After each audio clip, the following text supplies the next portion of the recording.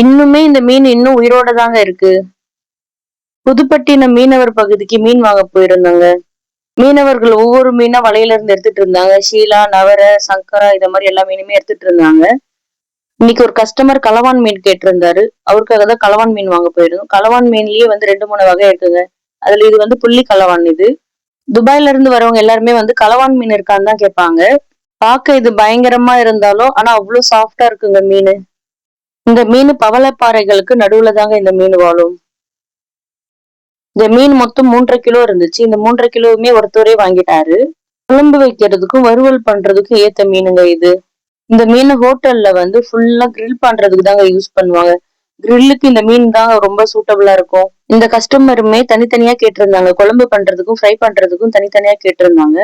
அவங்களுக்கு வந்து வால் பகுதியும் தலைப்பகுதியுமே வந்து குழம்புக்கு கட் பண்ணிட்டு உடம்பு பகுதியை வந்து ஃப்ரை பண்றதுக்கு கட் பண்ணிட்டு இருந்தோம். நம்ம இந்த மீனை கட் பண்ற வரைக்குமே உயிரோட தாங்க இருந்தது. இந்த மீன் இறந்த பிறகு வந்து நாக்கு வெளியில வந்து பெரிய பலூன் மாதிரி உப்பிடுங்க இது. எல்லாரும் வஞ்சிர மீன்ல தான் ஒரே ஒரு சென்டர் முள் இருக்குன்னு நினைச்சிட்டு இருக்காங்க. சென்டர் முள் நிறைய மீன்ல இருக்குங்க. இதோட மீட்டுமே வந்து நல்ல பஞ்சு போல டேஸ்டா இருக்குங்க.